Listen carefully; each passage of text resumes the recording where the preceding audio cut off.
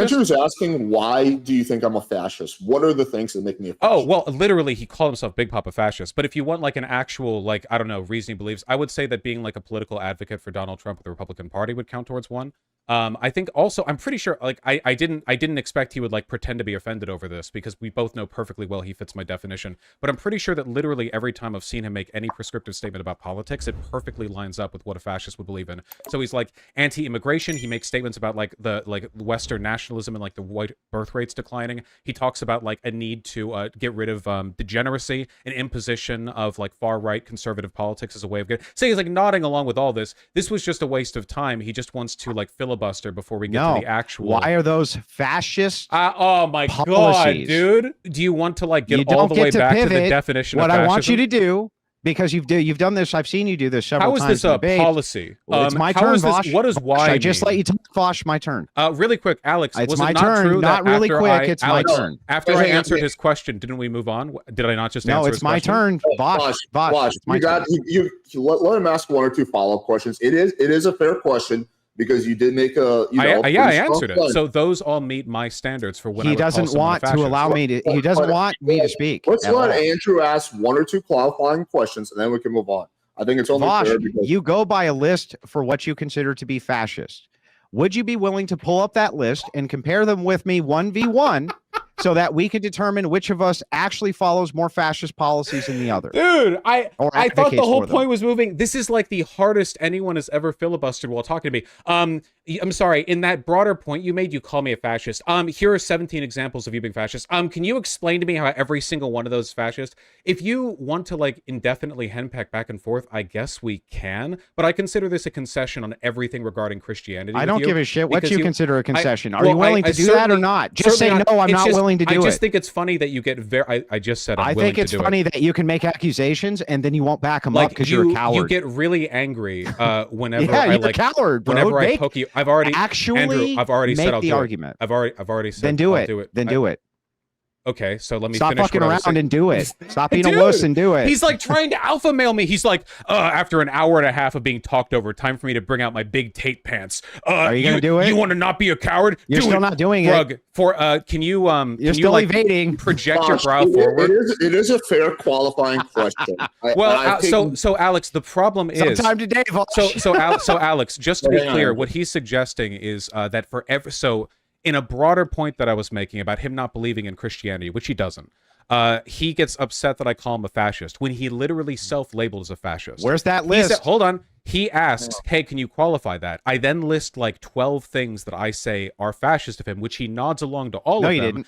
And now what he's saying is, let's go over an exact 14-point definition of fascism so that on every single one we can check off every point on every claim made. Now, Alex, and see if they apply to you. Now, Alex, we can do this, but I did want to debate Christian nationalism, and I will admit this does just seem like a pivot away from the subject because he knows you called me the fascist. I didn't call you anything. You called yourself the fascist, actually, Andrew. Okay. No, you called me the fascist. Hang on. Stop. I'm going to make a reasonable compromise. We'll spend 2 to 3 minutes. Andrew can ask us qualifying questions. After that, we will move on to conversation. But for those 2 minutes, Vaush, I do want you to answer the questions that he asked, and then we're going to move on. Ask me direct questions, Andrew. Not like cross-checking to a list. Where do you get your definition of fascism from? I think that, like most broader socio-political definitions, you kind of pull from a wide varieties of texts. But for the most part, I refer to Umberto Eco's 14 points. Yes, I agree that you do, and I've seen you do it. Can you pull up those 14 points, and we'll go through them point by point, and I will see if they apply more to you or more to me. Do you think we can do that in the remaining 1 to 2 minutes that was allotted Let's just to this pick, topic? You know what? Just pick your favorite 2. My favorite 2. Let's just do 2, yeah. Sure. Okay. So let me read these all out loud in the spirit of this debate. Your 2. And I need to pick your 2. Well, I don't remember everything from that. I've only read this a couple hundred times. You can't pick 2, even though you just agreed to do that. Andrew, let's let him go through the list. Yeah, this is exactly what you want. So let's let him answer that. Okay. So number 1 is the cult of tradition.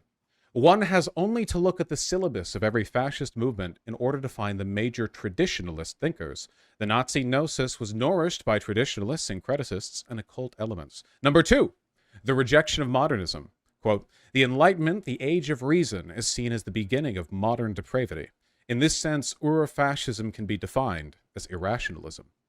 Number 3, the cult of action for action's sake. Action being beautiful in itself, it must be taken before or without any previous reflection. Thinking is a form of emasculation. Number 4, disagreement is treason. The critical spirit makes distinctions, and to distinguish is a sign of modernism. Just give me 2, In modern Vaush. culture- We don't need the whole list. Whoa! Why are you letting him go through the whole list, Alex? He agreed to 2. Hang on. He's hang on. filibustering the entire debate. Stop. Okay, listen. Vaush gave like 4 or 5. Let's just work with what he gave you. Yeah, which of those 2? Which 2 do you want to pick, Vaush? And see, let's see how they apply only to me and not to you. Sure. Okay.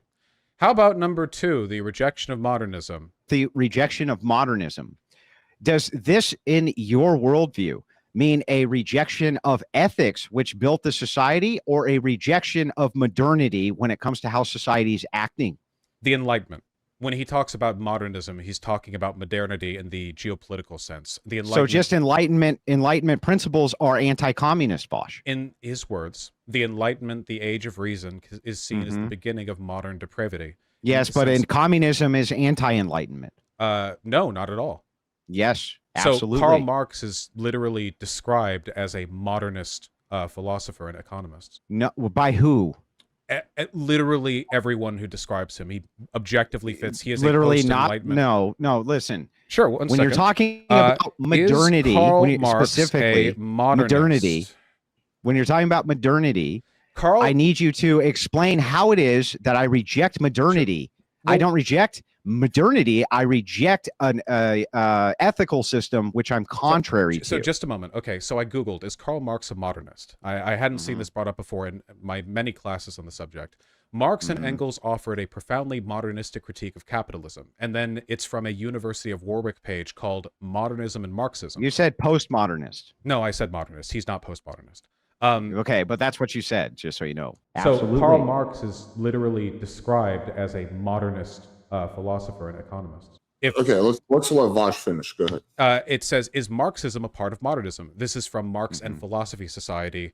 .org.uk. Part 1 in some situates Marx as a leading figure of modernism.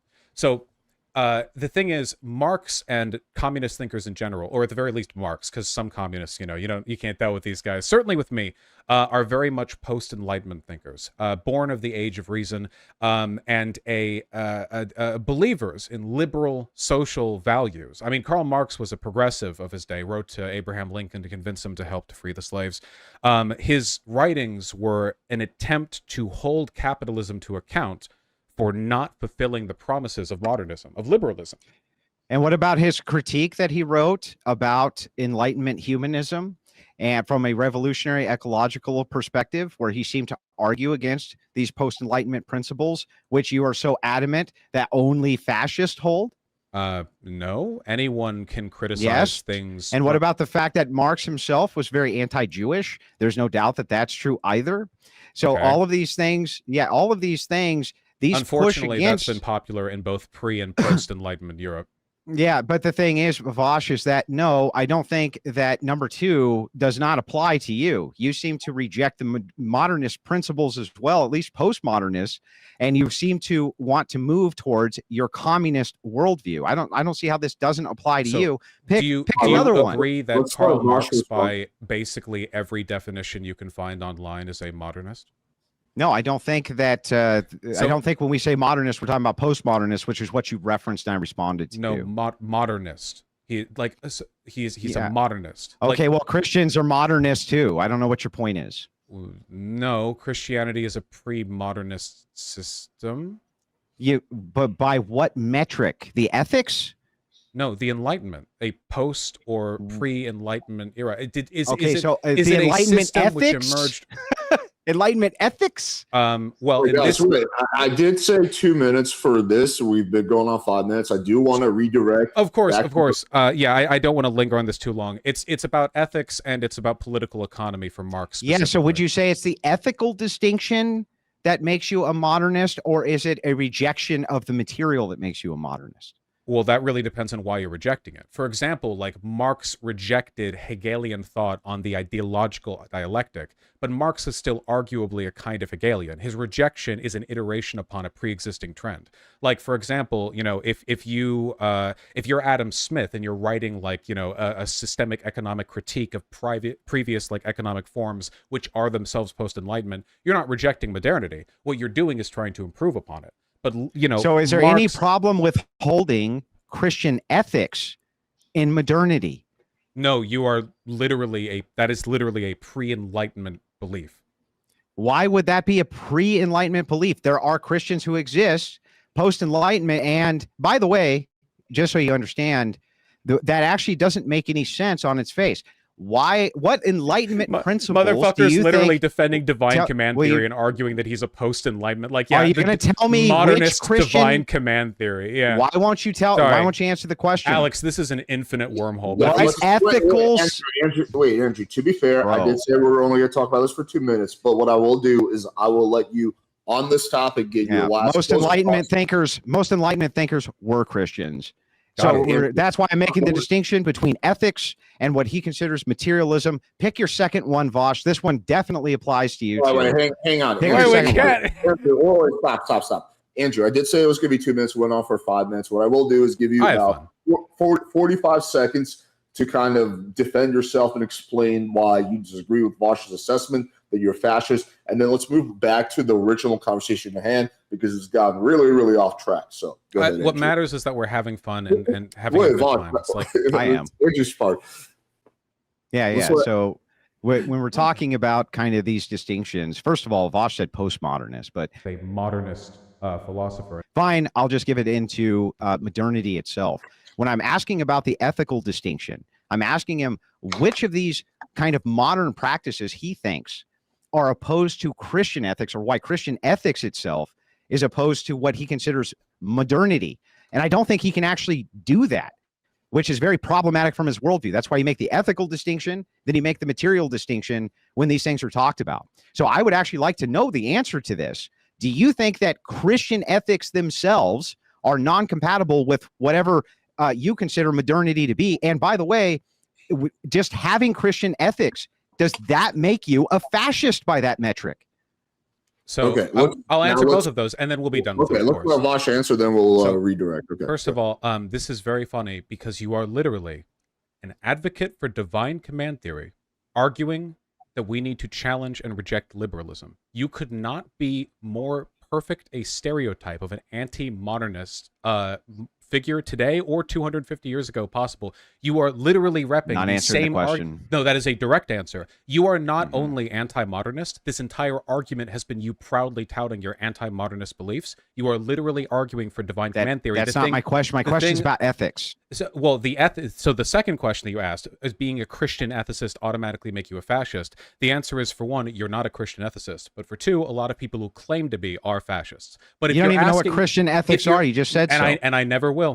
If the question is, however, if by a Christian ethics a person just means like, oh well, the Bible says you should wash the feet of prostitutes or whatever, then no, of course that wouldn't make you a fascist. However, when people have very poor justifications for their empirical arguments, they usually defer back to something they know they won't be able to metaphysically justify, and then they can do the like, well, maybe I can't prove any of my ethics are real, but like you can't either, and then it's like, well, you know, why even talk about anything, right? Well, I never made the statement that I couldn't prove my ethics were real. I just made the statement that the criticism applied moves back to you just as much as it does me. You've been able to prove God is real, and you've been holding out that none of the things you say are true, and they're arbitrary, and your systems make no sense. Yo, Vaush, Andrew, I'll let you guys choose. You guys have the option. Do you guys want to stay on this longer, or do you want to move back to the original? Yeah, we can move back to. I just want to talk about policy. We can move back to about policy. reality. That's fine. Whatever he wants to move back to. I'm also going to say,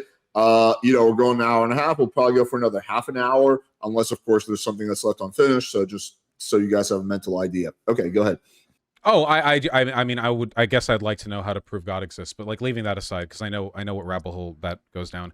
If you want to have a debate over that, then I would suggest that you debate with Jay Dyer, and we'll see if your logic for utilitarianism can hold up. That would be my suggestion. Let's go back to policy. Yeah. Also, you don't have to prove utilitarianism to disprove a person's assertions that they've proven God. But yeah. Yeah, but the criticism refines back the other way. You realize that, right? Which is that even if I was unable to substantiate my worldview as being true, it's you the also lightning can't. thing again. You Okay. also can't. The Policy, yeah. So policy, right, policy.